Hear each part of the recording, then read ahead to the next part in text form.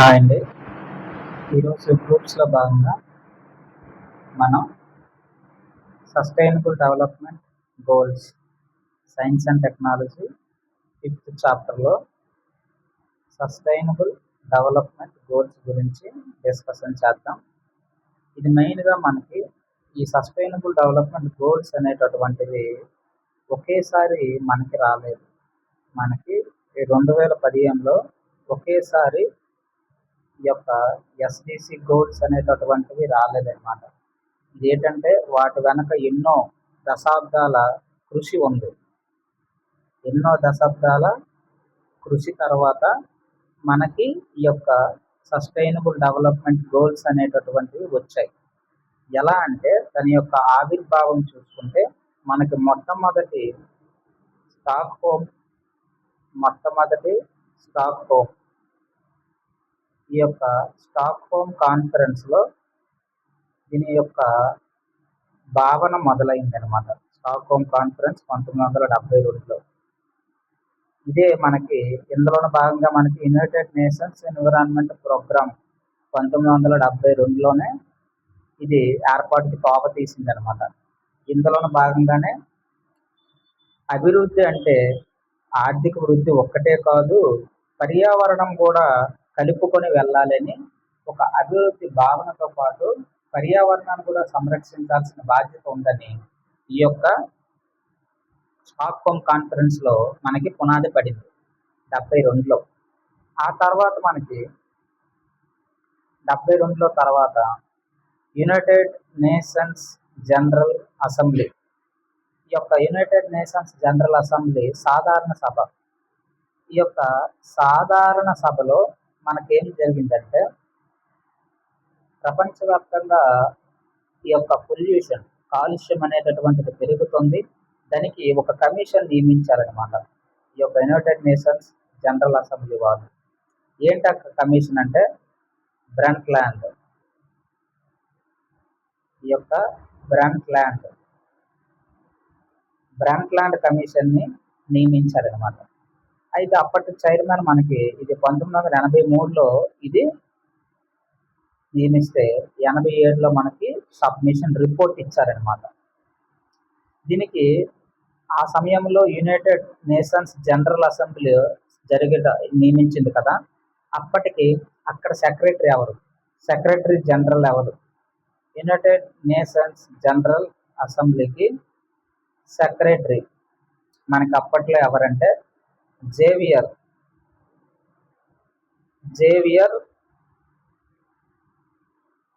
పెరోజ్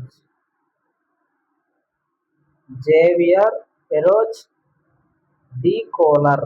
ఇదంతా ఒకే పేరు, D colour.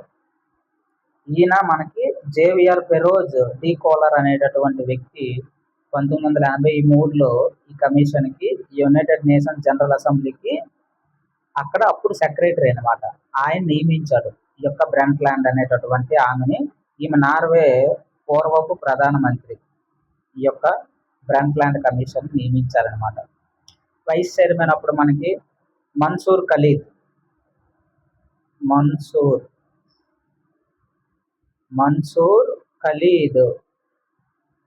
ఈ యొక్క మన్సూర్ ఖలీద్ వైస్ చైర్మన్ అప్పుడు జనరల్ అసెంబ్లీకి.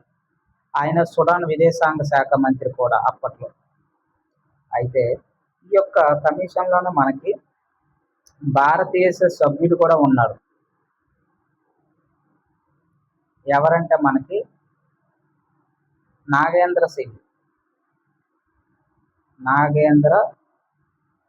సింగ్ చీఫ్ జస్టిస్ ఆఫ్ ఇండియాగా కూడా ఈయన చేశారనమాట.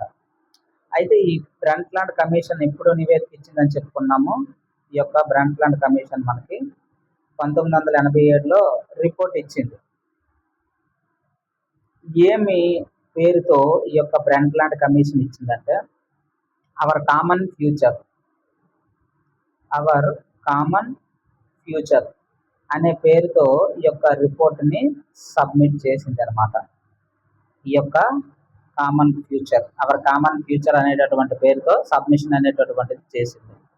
అయితే ఇది ఇప్పుడు 1972లో స్టాక్ హోమ్ కాన్ఫరెన్స్, ఆ తర్వాత బ్రంట్లాండ్ కమిషన్, ఆ తర్వాత మనకి అంటే ఈ దశల వారీగా వచ్చిందనమాట. ఒక్కసారి వచ్చి లేదు సస్టైనబుల్ డెవలప్‌మెంట్ గోల్స్ అనేది. ఈ యొక్క బ్రంట్‌ల్యాండ్ కమిషన్ అన్నాం కదా! ఈ యొక్క బ్రంట్‌ల్యాండ్ కమిషన్‌లోనే మనకి ఏటంటే ప్రస్తుత తరాల అవసరాలు తీర్చుకోవాలి. అదే సమయంలో తర్వాత వచ్చేటటువంటి తరాలకు కూడా మిగిలేటట్టుగా ఉండాలనమాట. వాళ్ళ యొక్క మన యొక్క అవసరాలు తీర్చుకోవాలి. అలాగే వాళ్ళ యొక్క ఆశయాలను కూడా మనకి కాపాడాలి అనేటటువంటి ఒక ఒక నివేదిక మరియు ఒక స్లోగన్ ఇచ్చారనమాట. ఇందులోని భాగంగా ఈ యొక్క బ్రంట్‌ల్యాండ్ అనేటటువంటి భాగంగా అనమాట కమిషన్‌లో భాగంగా. ఆ తర్వాత 87 తర్వాత మనకి దాదాపుగా 2000 సంవత్సరంలో మళ్ళీ 2000 సంవత్సరంలో న్యూయార్క్ ఈ యొక్క న్యూయార్క్‌లో ఈ యొక్క న్యూయార్క్‌లో మనకి ఒక సమ్మిట్ జరిగింది.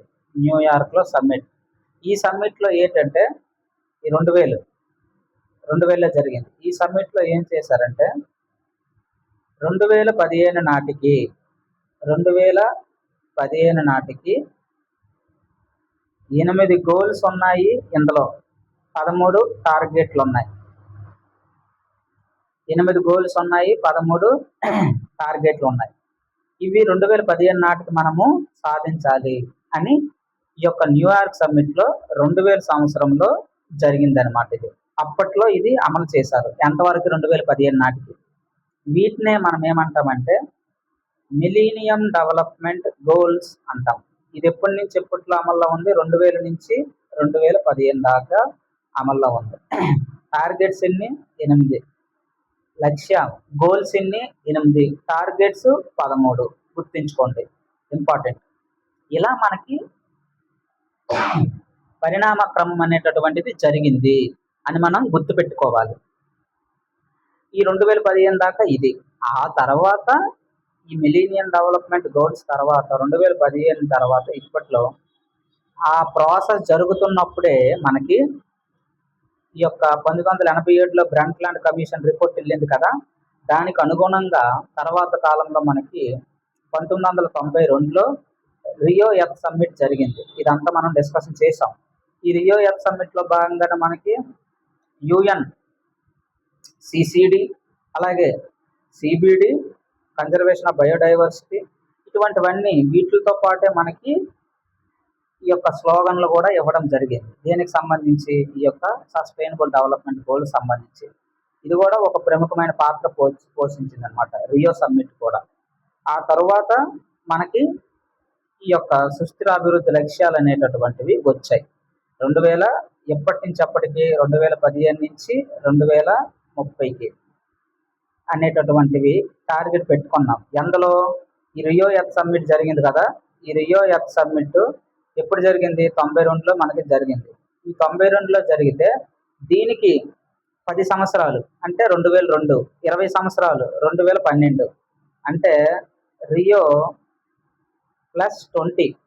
ఈ రియో ప్లస్ 20లో అంటే 2012లో ఈ యొక్క రియో ప్లస్ 20 జరిగింది. రియో ప్లస్ 20 సమ్మిట్ జరిగింది. రియో ఎప్పుడు జరిగింది? 92లో. దానికి 20 సంవత్సరాలు యాడ్ చేస్తే 2012 మళ్ళీ అక్కడే జరిగింది. ఇక్కడ డిసిషన్ తీసుకున్నారు. ఏటని? ఈ యొక్క గోల్స్ సరిపోవు, 8 గోల్స్ సరిపోవు, 13 టార్గెట్లు సరిపోవు. ఇది అంతగా మనకి ప్రపంచవ్యాప్తంగా అమలులో ఇది లేదు. అలాగే ఎవరికి నచ్చినట్టు వాళ్ళు చేస్తున్నారు కాబట్టి ఒక తీర్మానం చేద్దాం. మనం సస్టైనబుల్ డెవలప్‌మెంట్ గోల్స్‌ని డెవలప్‌మెంట్ చేద్దాం. ప్రపంచవ్యాప్తంగా ముక్తాకంఠ పదంగా చెప్పాయనమాట. ఈ యొక్క 2012 రియో ఎర్త్ సమ్మిట్‌లో భాగంగా. ఆ తర్వాత మనకి 2015లో దీన్ని ఆమోదం పొందితే 2016 నుంచి అమల్లోకి వచ్చాయి. ఏవి? ఈ యొక్క సస్టైనబుల్ డెవలప్‌మెంట్ గోల్స్. ఇది దీనికి బ్యాక్‌గ్రౌండ్.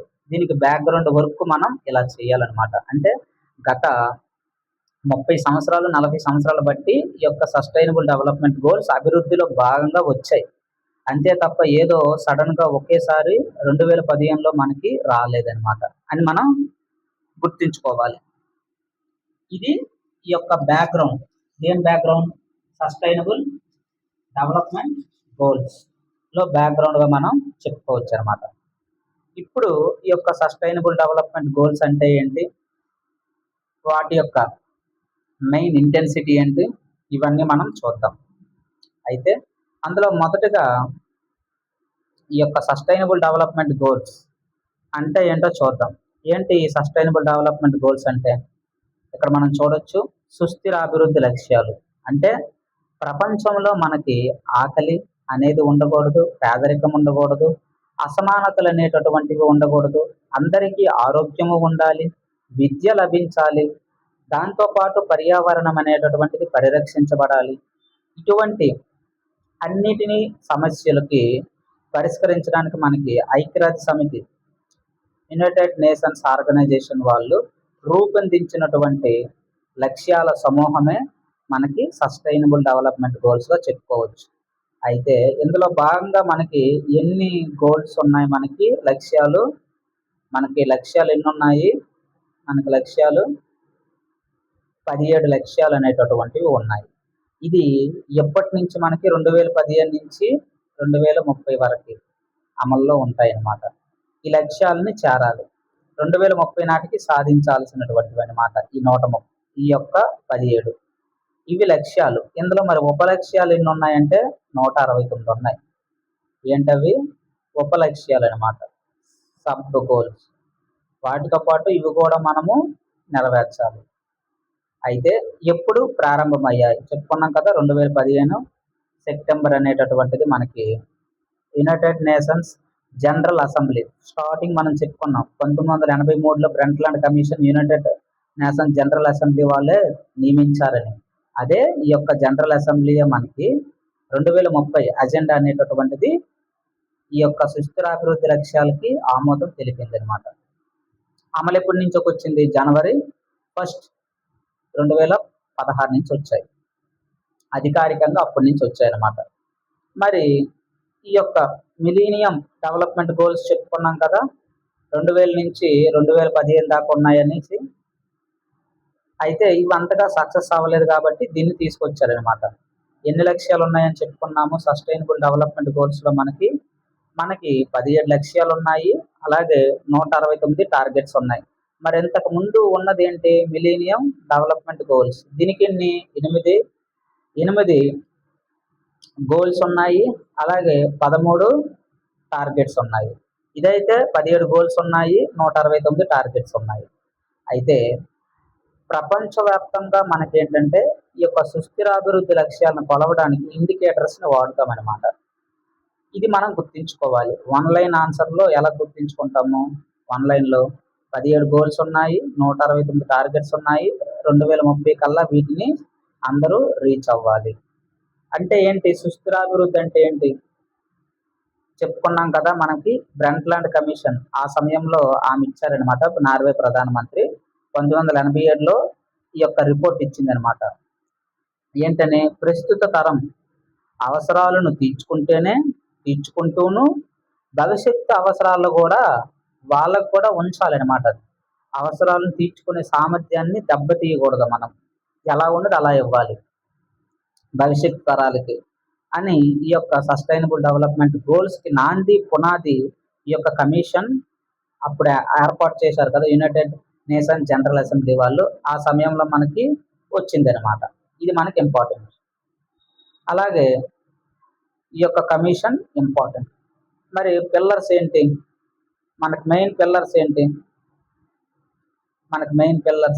ఈ యొక్క సస్టైనబుల్ డెవలప్మెంట్ గోల్స్కి మెయిన్ పిల్లర్స్ ఏంటి అంటే, ఆర్థికంగా ఎదగాలి. ఎవరితో ఎదగాలి? సమాజంతో ఎదగాలి. ఆ ఆర్థిక వృద్ధి అనేది పర్యావరణంతో ముడిపడి ఎదగాలి. అంతే తప్ప పర్యావరణాన్ని విడిచిపెట్టి ఆర్థిక అభివృద్ధి అనేటటువంటిది సాధించినట్లయితే అది ప్రగతి కిందకి రాదు. ఉదాహరణకి జీడిపినే ప్రామాణికంగా తీసుకుంటే అది ప్రగతి పదం కాదు.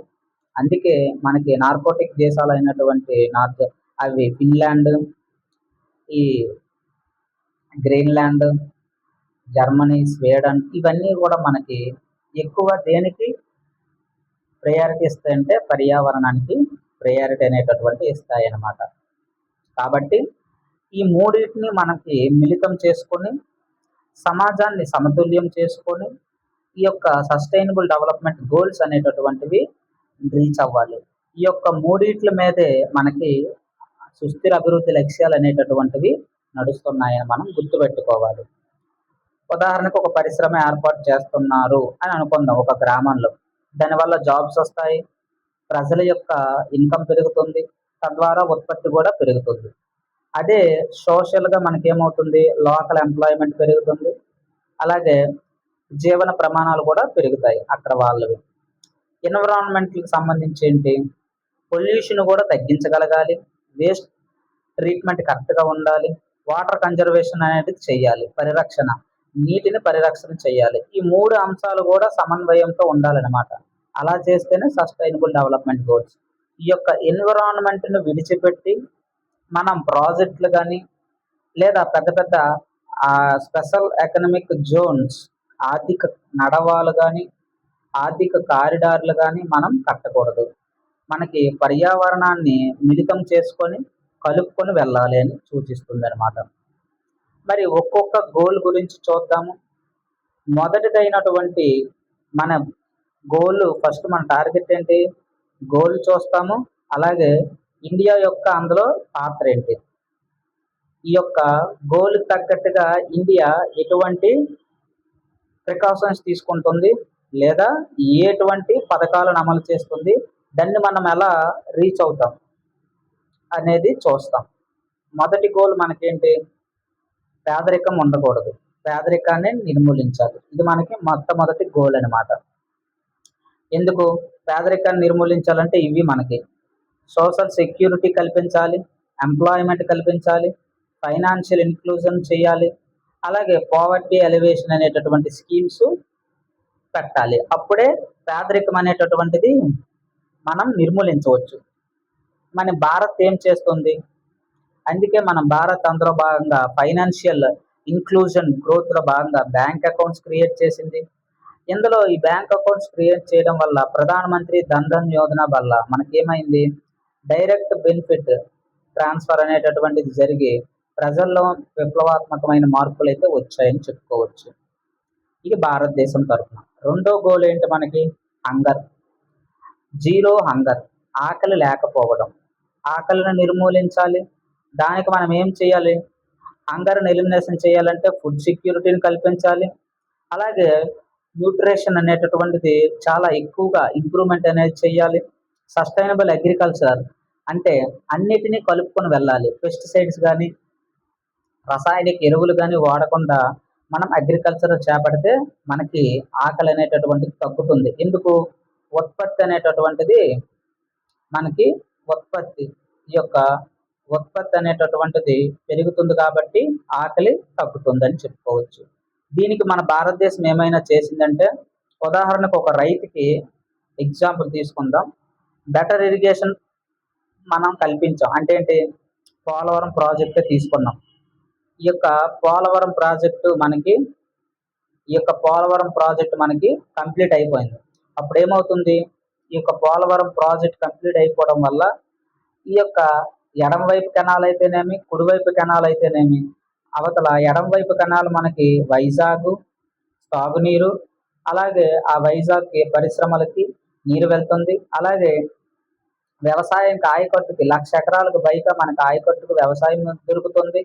యువతల కుడికాలువకు తీసుకుంటే ఇక్కడ ఒక కృష్ణానది వరకు ఈ జలాలని ఎత్తిపోసి కృష్ణానది నుంచి రాయలసీమకి మనం తరలించుకోవచ్చు. ఇలా ఈ యొక్క బెటర్ ఇరిగేషన్ ప్రాజెక్ట్స్ మనం చేసినట్లయితే ఈ యొక్క సస్టైనబుల్ డెవలప్మెంట్ గోల్స్ని రీచ్ అవ్వచ్చు. ఇంప్రూవ్డ్ సీడ్స్, అన్ని ఎటువంటి వాతావరణ పరిస్థితులైనా తట్టుకునే విధంగా మనము ఏం చేయాలి, సీడ్స్ అనేటటువంటిది డెవలప్మెంట్ చేయాలి. అలాగే వాటర్ మేనేజ్మెంట్ అనేటటువంటిది కరెక్ట్గా ఉండాలి. చెక్ డ్యామ్స్ కరెక్ట్గా చేయాలి. Pumped storage pumped systems development చేయాలి. అధిక నీటిని నిల్వ చేయాలి. ఇటువంటివి మనం చేసుకోవాలి అన్నమాట. అలాగే మార్కెట్ యాక్సెస్, రైతులకి కరెక్ట్గా మనకి పంట పండించిన తర్వాత ఆ యొక్క పంటను మనకి మార్కెట్లోకి తీసుకెళ్ళగేటటువంటి ట్రాన్స్పోర్టేషన్ కల్పించగలగాలి. అలాగే ఆ యొక్క పంటని మనం ట్రాన్స్పోర్టేషన్ సమయంలో మార్కెట్కి తీసుకెళ్లే సమయంలో ఏదైనా 2-3 రోజులు నిల్వ చేసుకునేటటువంటి శీతల గిడ్డంగులను కూడా ఏర్పాటు చేసేటటువంటి సదుపాయం కల్పించాలి. మినిమం సపోర్టింగ్ ప్రైస్ ఇవ్వాలి. రైతులకు సబ్సిడీ అనేటటువంటిది ఇప్పించగలగాలి. తద్వారా మనకి రైతుకి ఎనలేని మనం హెల్ప్ చేసినట్టు ఉంటుందన్నమాట. ఇవన్నీ జరిగితేనే మనకేమవుతుంది, ఉత్పత్తి పెరిగి ఆహార భద్రత అనేది, ఫుడ్ సెక్యూరిటీ అనేటటువంటిది పెరుగుతుంది. ఇదన్నీ కూడా మనం సెకండ్ కాన్సెప్ట్లో చూసుకోవచ్చు. మరి దీనికి ఎగ్జాంపుల్స్ మనం ఏం చెప్పుకోవచ్చు? ప్రధానమంత్రి కిసాన్ సమ్మాన్ నిధి యోజన కింద మనం చెప్పుకోవచ్చు.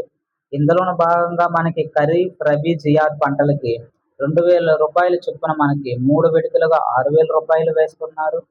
ఇది రైతుకి పెట్టుబడి సాయం కింద ఉపయోగపడుతుంది.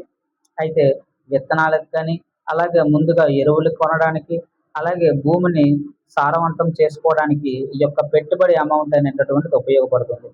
నిజానికి మనం చెప్పుకున్నట్లయితే ఈ 2,000 అనేటటువంటిది ఒక రోజుకే సరిపోదు, ఒక మందుకే సరిపోదు, ఒక పురుగు మందు కూడా దీంతో రాదు.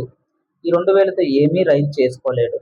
కానీ ఇది మేము చేస్తున్నామని ప్రభుత్వాలు చెప్పుకుంటాయి. రైతు అనేటటువంటి వాడు ఎప్పటికీ ఎదిగే అవకాశము లేదు. అటువంటి ప్రభుత్వాలు అనేటటువంటివి మనకి ఉన్నాయి కాబట్టి మనం ఏమి చేయలేని పరిస్థితిలో ఉన్నాము. కాబట్టి అది రెండో కేటగిరీ. రెండో సస్టైనబుల్ డెవలప్మెంట్ గోల్స్. మొదటిది పేదరికము, రెండోది మనం చూసాము ఆకలి లేకపోవడం చెయ్యాలి. మూడో గోల్ వచ్చేసరికి మంచి హెల్త్, గుడ్ హెల్త్, ఆరోగ్యం ఉండాలి. వెల్ బీయింగ్, ఎటువంటి అంటువ్యాధులు రాకుండా ఉండాలన్నమాట. అందుకే మనం అందులో భాగంగా యూనివర్సల్ హెల్త్ కవరేజ్ చేయాలి. దీనిలో భాగంగా మనకి ప్రధానమంత్రి ఏం చేశారంటే ఆయుష్మాన్ భారత్ అనేటటువంటి స్కీమ్ కింద మనకి 5 లక్షల వరకు సపోర్టింగ్ ఇస్తున్నారనమాట. అలా వైద్యంకి సపోర్టింగ్ అనేది రావాలి. తల్లి శిశు ఈ ఇద్దరి యొక్క ఆరోగ్యం, ఈ యొక్క ఆరోగ్యం అనేటటువంటిది మనం కల్పించగలగాలి. అందులో భాగంగానే ఈ యొక్క ఇండియన్ స్కీమ్స్ చూస్తే మనకేంటి, బెటర్ వ్యాక్సినేషన్ కల్పించగలగాలి. Disease prevention is better than cure అన్నట్టుగా ముందే వ్యాక్సిన్, అలాగే టీకాలు ఇటువంటివి కరెక్ట్గా మనకి ట్రాన్స్పోర్టేషన్ సిస్టమ్ ఉపయోగించి అంగన్వాడీ కేంద్రాలు అయితేనేమి వాటి ద్వారా మనకి కల్పించగలగాలి. అలాగే హెల్దీ పాపులేషన్ అనేటటువంటిది చేయగలగాలి. ఇదంతా ఎవరికి సంబంధించింది? గవర్నమెంట్ అనేటటువంటిది ఇనిషియేటివ్స్ తీసుకోవాలి. ఇలా ఆయుష్మాన్ భారత్ ఒక ఎగ్జాంపుల్గా మనం చెప్పుకోవచ్చు. Quality education. 4వ గోల్ వచ్చేసరికి మనకి క్వాలిటీ ఎడ్యుకేషన్. ఈ ఎడ్యుకేషన్ అనేటటువంటిది ఎలా ఉండాలంటే పిల్లల్లో మనము సృజనాత్మకత, అలాగే భావ వ్యక్తీకరణ మనకి పాఠశాలల్లో అభివృద్ధి చేయించగలగాలి. అటువంటి విద్య అనేటటువంటిది అవసరము. బట్టి పట్టడం అనేటటువంటిది మనకి ఆపి విశ్లేషణాత్మకమైనటువంటి ధోరణిలో ఈ యొక్క పిల్లలకి పాఠాలు అనేటటువంటివి బోధించగలగాలి. అందులో భాగంగా ఇన్ఫ్రాస్ట్రక్చర్ కల్పించాలి. అలాగే బడ్జెట్లో విద్యకి కేటాయింపులు చేయాలి. ఇలా చేయడం ద్వారా ఏమవుతుంది, వాళ్ళ యొక్క స్టెబిలిటీ అలాగే స్టాండర్డ్స్ పెరుగుతాయి అన్నమాట. దానికి క్వాలిటీ ఎడ్యుకేషన్ మనం ఏం చెప్పుకోవచ్చు? ఇవి ఇంటర్నెట్ సదుపాయం కల్పించగలగాలి, డిజిటల్ క్లాస్ రూమ్స్ ఏర్పాటు చేయడం, స్కిల్ ట్రైనింగ్ సెంటర్స్ ఏర్పాటు చేయడం. అందులో భాగంగా అటల్ టింకరింగ్ ల్యాబ్స్ అనేటటువంటివి ఏర్పాటు చేశారు. దేశవ్యాప్తంగా పిల్లల్లో ఉండేటటువంటి సృజనాత్మకతను, అలాగే ఆవిష్కరణల కోణమును ఇంప్రూవ్మెంట్ చేయడానికి ఈ యొక్క అటల్ టింకరింగ్ ల్యాబ్స్ అనేటటువంటివి తెచ్చారు. ఇది మనం 4వ గోల్లో చెప్పుకోవచ్చు. అలాగే జెండర్ ఈక్వాలిటీ. బాలికలకు మెయిన్గా జెండర్ ఈక్వాలిటీ ఫేస్ చేస్తున్నారు. వాళ్ళకి ఇవన్నీ ఆపర్చునిటీస్ మనం ఇవ్వగలగాలి. ఎడ్యుకేషన్లో సమానత్వం ఉండాలి, ఎంప్లాయ్మెంట్లో సమానత్వం ఉండాలి, పొలిటికల్ పార్టిసిపేషన్లో సమానత్వం ఉండాలి, అలాగే ఆర్థికంగా కూడా వాళ్ళు సాధికారత సాధించగలగాలి. ప్రతి దానికి మనకి ఒక్కొక్క స్కీమ్స్ అనేటటువంటివి ఉంటాయి. వాటిని లింకప్ చేసుకుంటూ చదువుకుంటే సరిపోతుంది. ఇది మనకి చూడండి, ఐదో గోల్ కింద చెప్పొచ్చు. క్లీన్ వాటర్, ఆరోది క్లీన్ వాటర్ అండ్ శానిటైజేషన్, శుభ్రమైన నీరు, అలాగే మనకి పారిశుధ్యం కూడా ఉండాలి. ఎందుకంటే జల్ జీవన్ మిషన్, ఈ యొక్క జల్ జీవన్ మిషన్ స్కీమ్స్లో భాగంగా మనకి ఏమిటంటే ప్రతి ఇంటికి కూడా నల్లా ద్వారా మనకేంటి వాటర్ సప్లై అనేటటువంటిది కేంద్ర ప్రభుత్వం చేస్తుంది. అందులో రాష్ట్ర ప్రభుత్వాలు కూడా నిధులు ఏర్పాటు చేసి ఇద్దరు టైఅప్ అయ్యి జల్ జీవన్ మిషన్ నీటిని అలాగే శానిటైజేషన్ని ప్రోత్సహిస్తున్నారు. దీన్ని మనం ఉదాహరణగా చెప్పుకోవచ్చు. ఆరోది. ఏడోది ఏంటి, clean affordable and clean energy. Affordable అంటే ఏంటి, సరసమైన. ఈ యొక్క సరసమైన ధరలకే మనకి ఏం రావాలంటే క్లీన్ ఎనర్జీ, శుద్ధ ఇంధనం అనేటటువంటిది, పరిశుభ్రమైనటువంటి ఇంధనం తేవాలి. అందులోని భాగంగా మనకి సోలార్ ఎనర్జీ ఉంది, అలాగే విండ్ ఎనర్జీ ఉంది, హైడ్రో ఎనర్జీ ఉంది. ఇవన్నీ కూడా మనకి రెన్యూబుల్ రీసోర్సెస్ కింద చెప్పుకోవచ్చు అనమాట. ఈ యొక్క పునరుత్పాదక ఇంధన వనరులు ఉపయోగించి మనం ప్రస్తుతానికైతే 300 గిగావాట్లు అయితే సామర్థ్యం మనకి ఇప్పుడు ఉంది. ఎలక్ట్రిసిటీ అనేటటువంటిది మనం జనరేట్ చేసుకుంటున్నాము. టోటల్గా మనం చూసుకుంటే 552 గిగావాట్లలో, అవుట్ ఆఫ్ 552లో 300 గిగావాట్లు అనేటటువంటిది ఉత్పత్తి సామర్థ్యం మనకి ఇన్స్టాల్డ్ కెపాసిటీస్ రెన్యూబుల్ రీసోర్సెస్ నుంచే మనకి జనరేషన్ అవుతుంది. ఇందులో సింహభాగం మనకి సోలార్ ఆక్రమించింది, అది మనకి 164 గిగావాట్స్. ఆ తర్వాత మనకి విండ్ ఎనర్జీ 57 గిగావాట్స్, ఆ తర్వాత మనకి హైడ్రో 56 గిగావాట్స్, ఆ తర్వాత మనకి న్యూక్లియర్ ఎనర్జీ, ఈ యొక్క న్యూక్లియర్ ఎనర్జీ మనకి 8 గిగావాట్స్. ఇలా మనకి ఏంటి, ఇలా మనకి ప్రతిదీ కూడా చెప్పుకోవచ్చు అనమాట. అయితే ఇందులోని భాగంగానే ఈ యొక్క నాన్ రెన్యూబుల్ రీసోర్సెస్ ఉపయోగించి ఇవన్నీ కూడా మనం చేస్తున్నామని చెప్పుకోవచ్చు. అయితే ఇలా ఏడవది గోల్ కింద ఇవన్నీ మనం చెప్పుకోవచ్చు. సోలార్ ప్యానల్స్, అలాగే పిఎం కుసుమ్. ఈ యొక్క పిఎం కుసుమ్ అయితేనేమి, అలాగే ప్రధానమంత్రి సూర్యఘర్ ముఫ్త్ బిజిలీ యోజన, ఈ యొక్క స్కీమ్స్ ద్వారా మనకేంటి, పిఎం కుసుమ్ ద్వారా మనకి, అలాగే ప్రధానమంత్రి సూర్యఘర్ ముఫ్త్ బిజిలీ యోజన ద్వారా, ఈ రెండింటి ద్వారా మనం ఏం చేస్తున్నాము, గ్రీన్ హౌస్ గ్యాసెస్ తగ్గించగలుగుతున్నాం అనమాట. ఈ రెండు స్కీమ్స్ కూడా మనం ఇంతకుముందే చెప్పుకున్నాము కాబట్టి ప్రీవియస్ వీడియోస్ ఒకసారి చూస్తే సరిపోతుంది. అంటే ఇదంతా ఇంటర్లింక్డ్ మ్యాటర్ అనమాట. ఇలా ఒక్కొక్కటి మనం ఇంటర్లింక్ చేసుకుంటూ చదువుకోవాలి. మరి భారతదేశం ఈ యొక్క 8వ గోల్ ఏంటి, డీసెంట్ వర్క్. ప్రతి ఒక్కరికి సముచితమైన ఉపాధి ఉండాలి, అలాగే ఆర్థిక వృద్ధి కూడా సాధించాలి. అందులో భాగంగా లేబర్స్ రైట్స్ ఉండాలి, ఎంటర్‌ప్రెన్యూర్‌షిప్ కలిగించగలగాలి, అలాగే ప్రైవేటు వ్యక్తులకి ఊతమివ్వాలి. ఇందులోని భాగంగానే అన్ని రంగాల్లో కూడా ప్రభుత్వం ఏం చేస్తుందంటే ప్రైవేటు పెట్టుబడులని ఆకర్షిస్తుంది. అందులోని భాగంగానే మనకి స్పేస్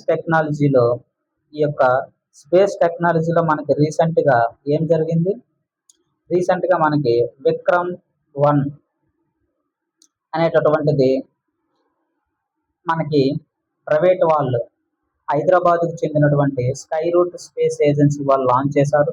తద్వారా ప్రైవేట్ వాళ్ళ 3వ వ్యక్తి మనంగా నిలిచామన్నమాట. ఇంతకుముందు అమెరికా, చైనా వాళ్ళు ఉన్నారు, మనం 3వ పొజిషన్లో ఒక ప్రైవేట్కి సంబంధించినటువంటి సంస్థ, ప్రభుత్వానికి కాకుండా ప్రైవేట్కి చెందినటువంటి సంస్థ రాకెట్స్ అనేటటువంటిది సక్సెస్ఫుల్గా ఈ యొక్క LEO ప్లేస్లో మనకి ప్లేస్ చేసిందని చెప్పుకోవచ్చు. ఇలా 8వది కూడా చెప్పుకోవచ్చు. 9వ గోల్ చెప్పుకుంటే 3 ఐలు చెప్పుకోవచ్చు.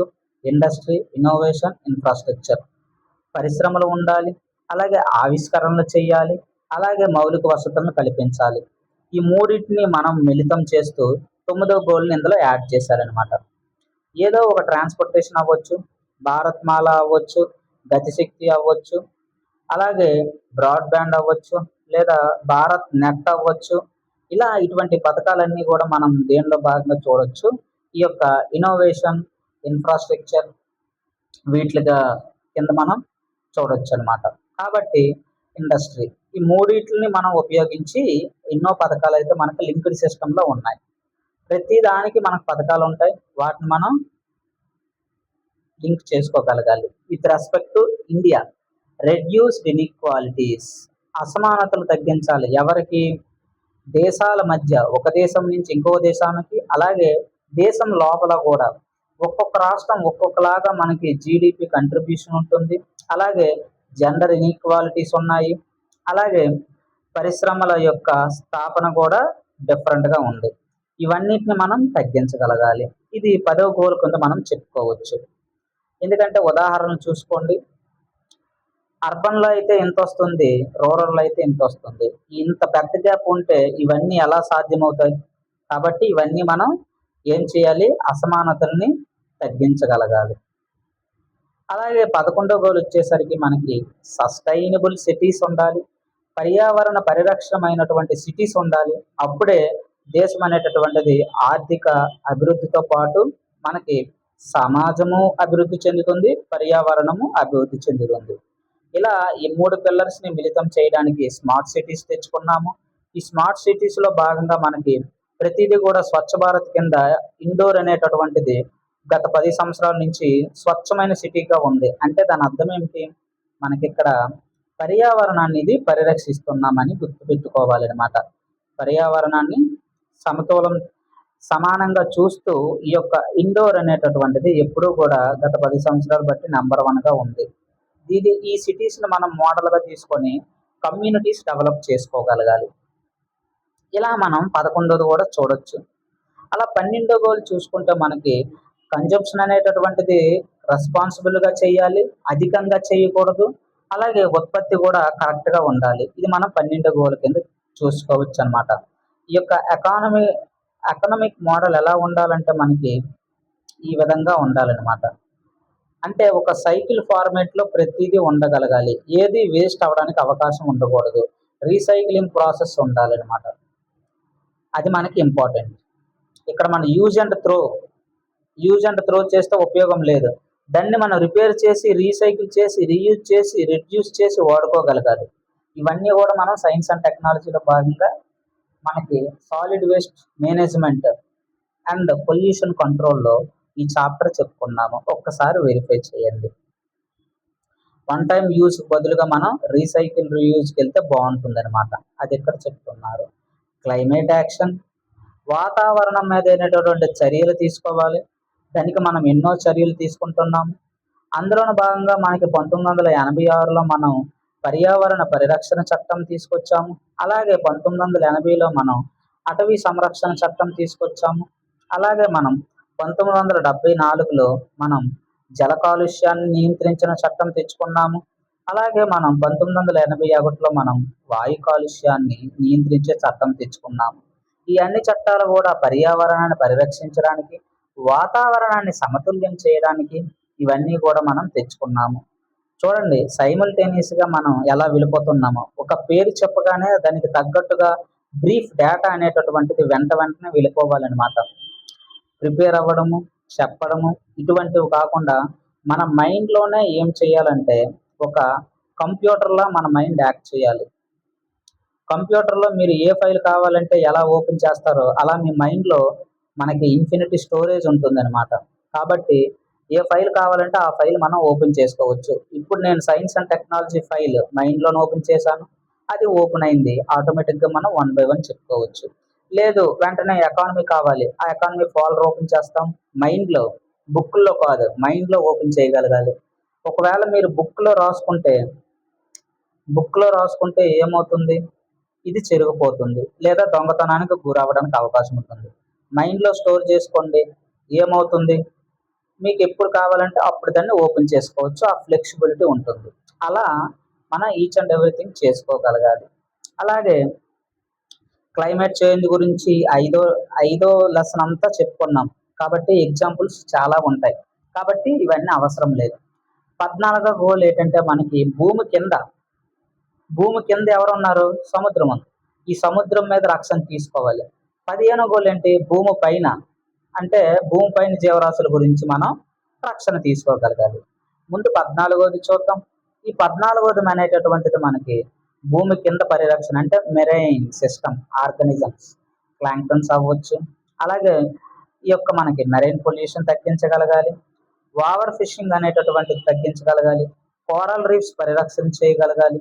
అతిపెద్ద కోరల్ రీఫ్ మనకి భారతదేశంలో కాకుండా ప్రపంచవ్యాప్తంగా మనం చూసుకుంటే ఆస్ట్రేలియాలో ఉందని మనం చెప్పుకోవాలి. ఇది మనకి ఇప్పుడు చాలా రీసెంట్గా దెబ్బతింటుంది. ఆ యొక్క కోరల్ రీఫ్స్ అనేటటువంటిది 25% పైగా తగ్గిపోవడం జరిగింది. తద్వారా సముద్ర జీవులు ఎఫెక్ట్ పడి వాటి యొక్క ఫుడ్ వెబ్ అనేటటువంటిది దెబ్బతింటుంది. అది మనకి ఇంపార్టెంట్, తగ్గించగలగాలి. ఈ యొక్క జీవ వైవిధ్యం అనేటటువంటిది రక్షించగలగాలి. ఈ యొక్క సముద్రంలో ఉండేటటువంటిది ఫుడ్ వెబ్ని డిస్టర్బ్ చేయకూడదు.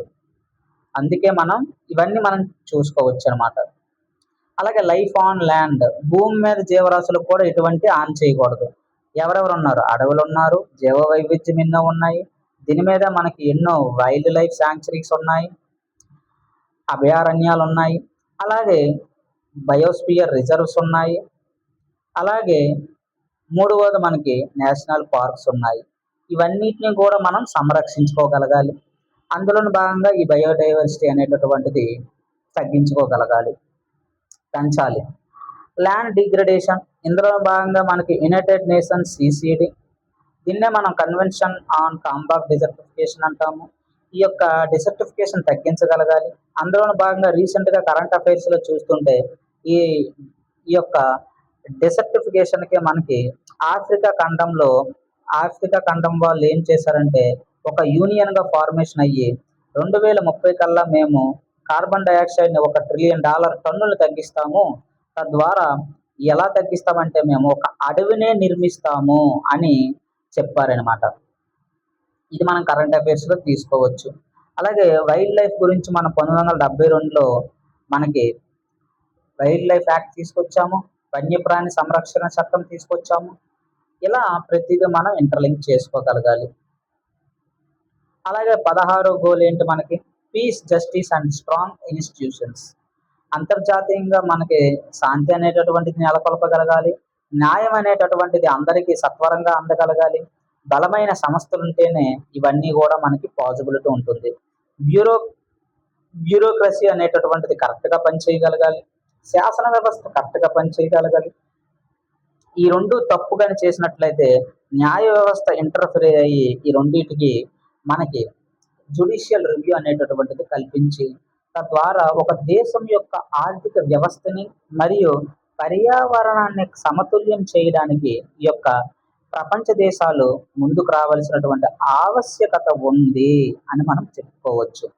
ఇవన్నీ కూడా మనం 16లో భాగంగా చెప్పుకోవచ్చు. ఇవన్నీ మనం చేయగలగాలి. అలాగే ఒక 17 గోల్ గురించి చెప్పుకుంటే పార్ట్నర్షిప్స్ అనేటటువంటిది ఉండాలి. దేని గురించి పార్ట్నర్షిప్స్? ఇది స్వార్థం గురించి కాదు. ఈ యొక్క పార్ట్నర్షిప్స్ దేని గురించి అంటే మన యొక్క లక్ష్యాలను నెరవేర్చాలి. ఇవన్నీ మనం నెరవేర్చగలగాలి. దానికి మనకి పార్ట్నర్షిప్ అనేటటువంటిది అంతర్జాతీయంగా ఒక భూమి అనేటటువంటిది ఇక్కడ ఇంపార్టెంట్, అంతేగాని మనుషులు కాదు. ఒక భూమి అనే ప్రాతిపదికంగా తీసుకొని మనం అంతర్జాతీయంగా అన్ని సంస్థలు, అంతర్జాతీయంగా అన్ని దేశాల వాళ్ళు కూడా మిళితమయ్యి ఒక ముక్తా పదంతో ఒక ఏకతాటి మీదకు వచ్చి ప్రపంచాన్ని మనకి ముందుకు నడిపించాల్సిన బాధ్యత ఈ యొక్క అంతర్జాతీయ భాగస్వామ్యాలు తీసుకోగలగాలి. అందులో భాగంగా పార్ట్నర్షిప్స్ అవసరం. మనకు నరేంద్ర మోదీ గారు గత 2 నెలల్లో దాదాపు 10 నుంచి 15 పర్యటన చేశారు. ఈ యొక్క అంతర్జాతీయ శాంతిని మరియు ఈ యొక్క సస్టైనబుల్ డెవలప్మెంట్ గోల్స్లో భాగంగా ఈ యొక్క పర్యటనను మనం చూడొచ్చు. ఇలా 17 గోల్స్ అనేటటువంటి మనకి లెసన్లో ఇచ్చారు సైన్స్ అండ్ టెక్నాలజీలో భాగంగా. వీటిని మనం సెగ్రిగేషన్ చేయొచ్చు. ఎలా అంటే 5 P's ఉపయోగించి. ఫస్ట్ P ఏంటి? ప్రజలకు సంబంధించి ఏంటి? 1 నుంచి 5 గోల్స్ దేనికి సంబంధించినవి? అవి ప్రజలకు సంబంధించినవే కదా, అంతే కదా. ఎందుకు? మొదటిది ఏ గోల్ అని చెప్పుకున్నాము? మొదటి గోల్ ఏంటి చెప్పండి? మొదటి గోల్ మనకి పేదరికం అనేటటువంటివి ఉండకూడదు, ఇది దేనికి సంబంధించింది? మనుషుడికి సంబంధించింది. అలాగే రెండోది మనకు ఆకలి ఉండకూడదు. ఇది ఎవరికి సంబంధించింది? మనిషికి సంబంధించింది. అలాగే విద్య అయితేనేమి, ఆరోగ్యం అయితేనేమి ఇవన్నీ కూడా మనిషికి సంబంధించినవే. అందుకే పీపుల్ సంబంధించినవి మొట్టమొదటి 1-5 అవే ఇలా మనం గుర్తించుకోవచ్చు అనమాట. చూడండి, ఆకలి, రెండోది ఆకలి, మొదటిది పేదరికం లేకపోవడము, రెండవది ఆకలి లేకపోవడము, మూడోది మంచి హెల్త్ ఉండాలి, ఎడ్యుకేషన్ ఉండాలి, ఈక్వాలిటీస్, జెండర్ ఈక్వాలిటీస్ అనేటటువంటి కరెక్ట్గా ఉండాలి. ఇలా మనం ఈజీగా గుర్తించుకోవచ్చు. ఈ యొక్క 5 గుర్తించుకుంటే మనకి ప్రజలకు సంబంధించినవి అని చెప్పుకోవచ్చు. రెండోది ఏంటి? ప్లానెట్కి సంబంధించింది అంటే ఈ యొక్క భూమికి సంబంధించింది. ఆరోది వాటర్ ఎవరికి సంబంధించింది? భూమికి. Responsible consumption, climate, oceans, land. ఇటువంటివి చూడండి. 12ది ఏంటి? Responsible consumption. 13, 14, 15 వరుస. 12, 13, 14 చూడండి. 14 భూమి లోపల, 15 భూమి పైన, 13 వాతావరణంకి. ఇలా మనం 3 గుర్తించుకోవచ్చు, ఈ 5 గుర్తించుకోవచ్చు. ఇంకొకటి ప్రాస్పరిటీ.